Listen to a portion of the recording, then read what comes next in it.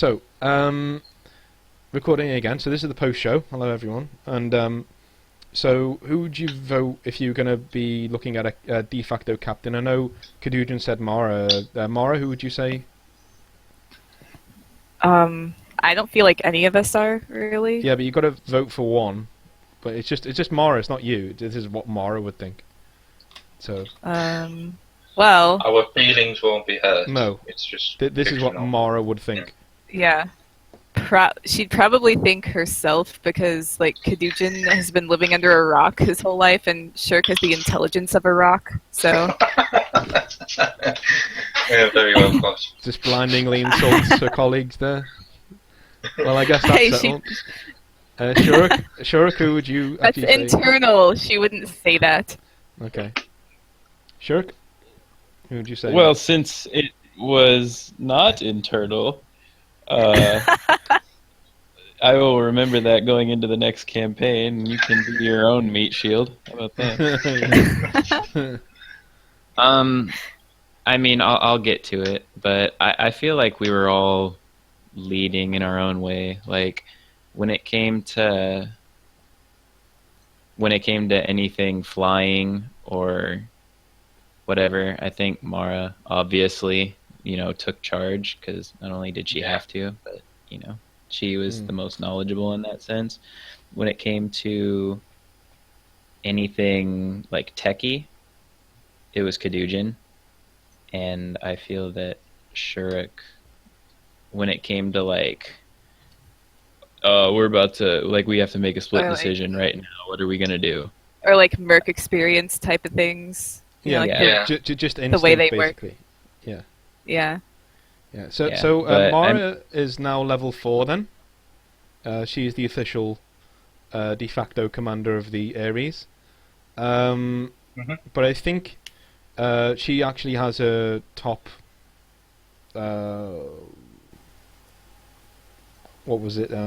outcome. So in the months after the Minerva's Cradle Atlas Unchained campaign, she actually goes and I think her and her siblings buy a private hauler and a little small fleet of ships and set up their own business of hauling things left and right, and she starts taking on business of her own as a pilot on her own, just because she enjoys it rather than because she needs the money, because she's a millionaire-esque, kind of. But I think after a while she's going to leave her siblings in the business and give them all of her money and say, look, you guys just look after yourselves, I'm going to go and work. Because she's really developed this taste for the merc life and excitement, and she just can't, after all those things that she's seen, she just cannot drive haulers around anymore. It's just not really what she's into. She wants to be a fighter pilot and, that sort of thing. So they did get off of Elysium? They did get off of Elysium, yes. Okay, cool. Okay. Regardless of what happens to Elysium, they did get off of Elysium. Yeah. Alright. Alright, so if you could all pick out a favourite moment, I'll get to Kadujan's and Shuruk's aftermath after this, but if you could pick out your favourite moments, what would they be? It doesn't have to be one, you can be however many you want. I think the ARES crew, the favourite session would probably be either this one or session 5 when Shuruk nearly died. When you first met Kane. I think those would probably be the two that stand out for me. Also the one where we saved Mara's brother, or went to try and rescue him. That was proper. Yeah, it was really emotional. That was definitely the most emotional one. Yeah, definitely. Yeah, I agree. I was actually depressed in real life after that. Like, that day was all mopey, my fake brother died in the game that I played. In my head, that's one that I really want to forget, because right at the really climactic moment at the end, the stream cut out, and so everyone couldn't see what happened. So I actually had to do a separate video where I explained what happened at the end, which is fucking annoying considering how emotional and how cool it was. That it was just the reactions were so organic, which is why I record it all now. I don't fuck about with Twitch anymore. Twitch can do its own thing, but I record everything so it's there on YouTube. So, Chance, Shuruk, what would you? Look at your Um, I think what stood out to me the most was, when I almost died. Yeah. I don't know. Like at that moment, I felt like I was ready to, accept Yeah. not being around anymore in order to save everyone else. Yeah. But I'd say from that point on, like, the next session I wasn't there, but from 7 on through this last one, I've liked them all. But the storylines were really good, and we were all working so well as a team. Yeah. Like we were really in sync. I would encourage you to go and watch back the first session compared to the 10th. Yeah. Like how much you've all changed as role players. Like you've all gotten really, really strong, and you've all found your voice. Because all 3 of you are brand new. Like this is your first campaign, so and you've become like the premier group on this ship, because we've had different groups on this ship.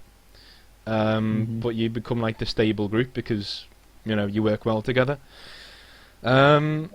So I would really very well done for like for coming all that way, and like the way that you've all evolved as players, that you really have found your voice as players. So whether you want to carry on with these characters or not, it's up to you. I will allow you to re-roll your characters. So when you make a new character in the new engine, in the Starscape engine for the next Minerva's Cradle campaign, you can actually make Cadujan like as sciencey as you want, or you can completely deconstruct him, and so you keep his backstory that he's pretty good at doing sciencey stuff, but you can make him really good at guns. You know what I mean? So and all right, okay. So if I'll probably introduce something that if say you want to make Cadujan like a sharpshooter, I'll probably give you 2 free gambits, which are the advanced skills in the new engine. I'll probably give you 2 free intelligence gambits, because he's got the background in intelligence. You know what I mean? So even though his intelligence isn't as high as it was, he's still got 2 gambits to choose from that free ones. I'd probably just do that, to be honest with you. But, I think I'll probably want to keep him as faithful to the original as possible. Yeah, I'm just saying if you've been playing this and you've figured out that perhaps your character isn't quite the playstyle that you want to go with, then you can keep say Shuruk or Mara or Cadujan's backstory, and so Mara could be like a gunslinging badass and a decent pilot. So it's not like it's like all of a sudden she forgets how to fly a ship. That doesn't happen. So yeah.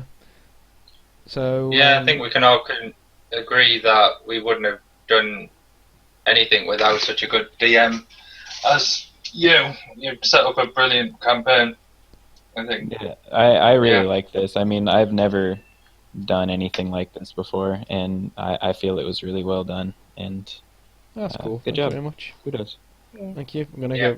Yeah, I'm definitely gonna go have a beer after this, because honestly, it's been. I mean, from the first session, like I was blown away by like all the detail you put into this and everything. Like I don't know, I really admire it. So got hats off to you. The main thing was keeping Kane from being too overpowered, because he had 10,000 HP towards the end, which is just ridiculous. So you actually did 10,000 damage to him. If you watch back over the last battle, you actually did, I think it was 10,006 damage. So see, it makes sense now that he had that, like, a version of that virus thing, because like a Keraton having that much health is just fucking ridiculous. Yeah. I was thinking that this whole time, like, how does a Keraton have that much HP? He was pretty much experimenting on himself the whole time. There was supposed to be like a mini twist. Not really a twist, but like a little explanation as to what, So, and you could have gone and blown him up, but at the same time, it's not that I wanted you to see the twist. I didn't want you to be chased down by the authorities after the fucking campaign when you've had such a good finish. It's like, oh, and then they were hunted down by mercenaries for destroying half of the Capitol building. It was like, well, So, I was just afraid he was going to pop back up and kill us because we were on 1 HP. Yeah.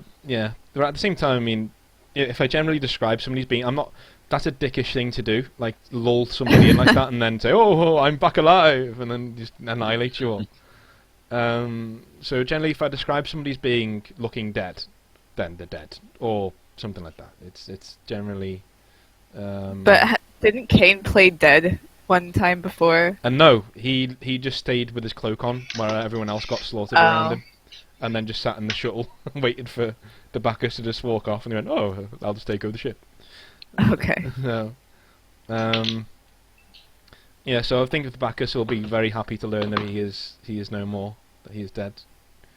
Or did he clone himself? We'll never know. Or did he? This is the end, or is it? That would be horrible. No, he didn't clone himself. He's dead.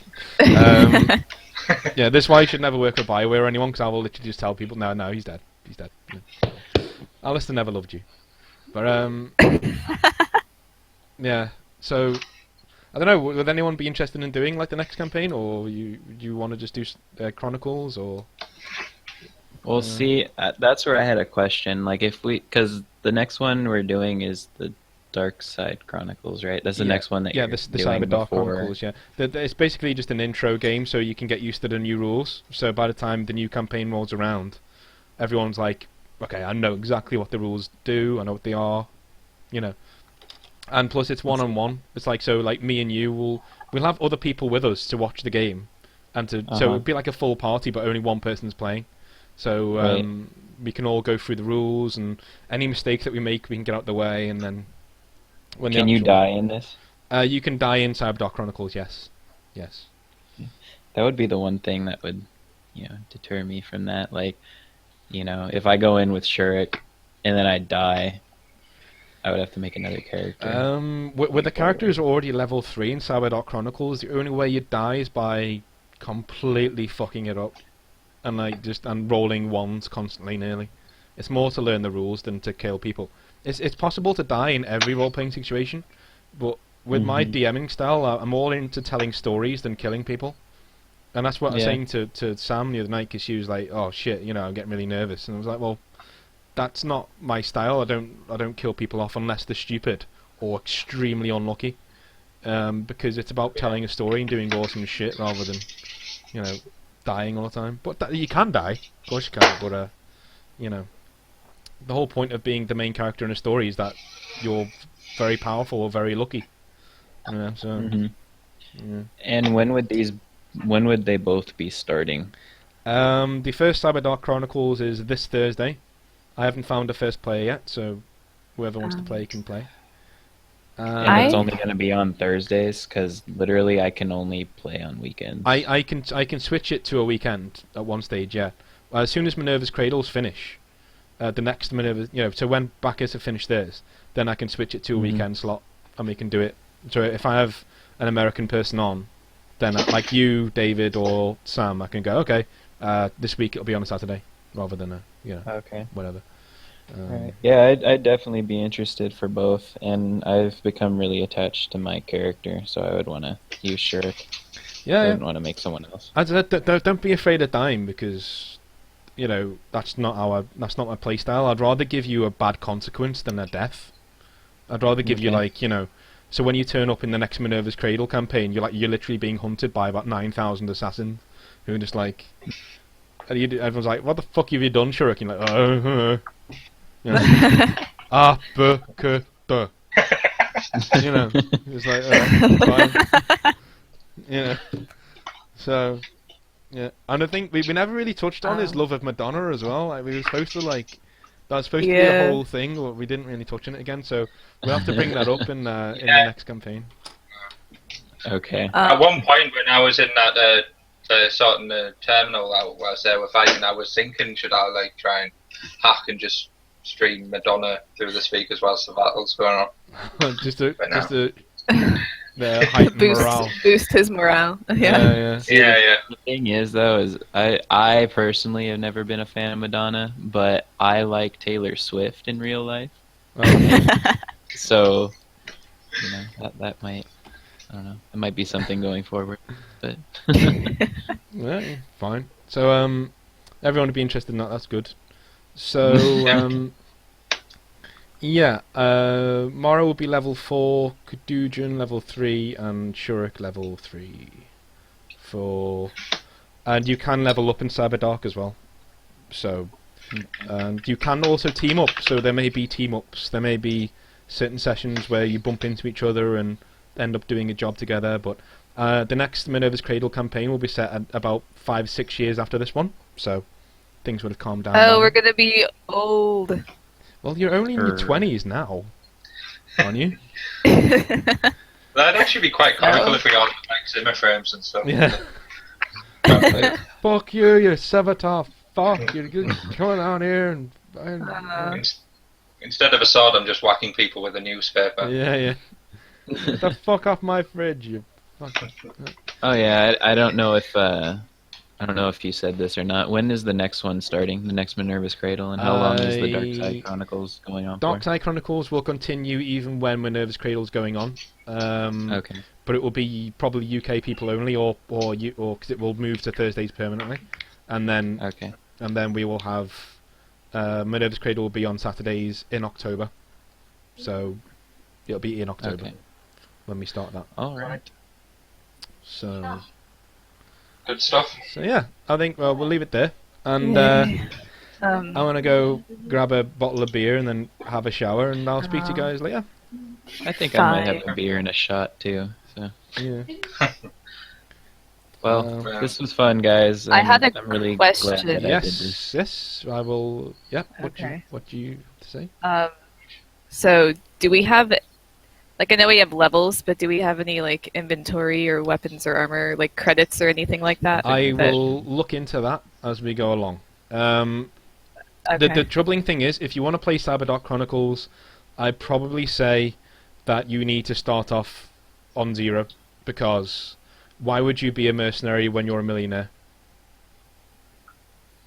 Well, I'm not as much concerned about the money. Yeah, like, I mean, I've got a lot of money, obviously. Yeah, even if you got like 500, 600,000, or even 30,000, you wouldn't be a mercenary? You'd go and put it somewhere and do something with it. You need to basically, that would be the sacrifice. I'll let you have all the XP, and you'd probably get a bit more starter money to buy some stuff with. But you know, your money in the next Minerva's Cradle is completely dependent on how good you are in Cyberdark Chronicles, and your money in Cyberdark Chronicles was dependent on what you did here. But you're not going to have a lot now. It'll be literally buy your. Keep our gear. Then. No, it'll literally be buy your new gear. So we'll have to come up with a little story to make sure. Because we know Mara's, because she just basically retired and to help her family, and then she decides to come back into the game, and she goes, "Shit, I sold all my stuff." You know, so she needs to start again. Yeah. Well, I also wanted to know, because a lot of our gear and weapons no longer exist in the new rules, like, since everything is different. Yes. So. But there is a fridge thrower, which is very... Oh! Seems like a Kadujin weapon if I ever heard one. Yeah. Yeah. Wait, you can't actually move it, you gotta, like, deploy it. Hang on, I'll read it now. It's got, like... It's fucking hilarious. I was chuckling my cock off when I was writing it. I was like, oh, brilliant. That's an interesting way to put that. Americans probably won't understand that expression. Yeah, it's called a drain fridge launcher. And brilliant. It does 35 harm, so it's like, I think it's the most powerful weapon in the game, pretty much. But at the same time, it's also wildly inaccurate, so... It's like, it's got a 200 range, you can't mod it, it's got no armor piercing value. And it's got one special rule, which is unwieldy. And it basically says, it's a relic of the Long War's first conflict when the Drain used anything they had to hand to fight the Keratan. So the Drain fridge, the Drain fridge launcher throws large refrigerators at the enemy and as such cannot be moved. The parts to set one up are sold to the buyer, who may then set one up to fire at the enemy before disassembling it after the fight is complete. The player must roll 3 Deadeye checks. Basically, instead of sharp, there's now Deadeye, so to shoot somebody with. So the player must roll 3 Deadeye checks instead of 1 to fire the Drain fridge launcher. If they hit 2 out of 3 times, they hit normally. If they hit all 3 times, they score a critical hit. And a critical hit for this would be... Considering characters in the game will only ever have around 30 well, 20 to 30 vitality points when they're at the highest level. 35 harm basically takes off 35, so it just flattens them with the fucking fridge. But it's really expensive. Yeah, that's certainly something Cadujan would want. Yeah, but it's really expensive. I like the backstory to it. Like, I'm just imagining all these Drain like fending off the Keraton with like these ridiculous weapons. These people like pulse rifles and shit. There's like, get the fridge, load the fridge.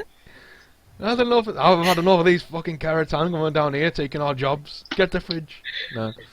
And, yeah, so there's loads of pretty good weapons on it, but I've tried to keep it small so that you can literally read it in one sitting. The rules, that easy. You could read it in like it literally take you about half an hour to read all the rules, and you'd be like, oh okay, cool. And you know exactly what you're doing. I've not done the Starship rules yet because you won't be doing them for a while until the main campaign kicks off, but. You know, there we are. So there. I'm gonna go get my stuff sorted. Okay. Yep. And I'll speak to you guys later on. All right. All right. Good game. Talk See you to you later. Bye. Bye. Brilliant stuff.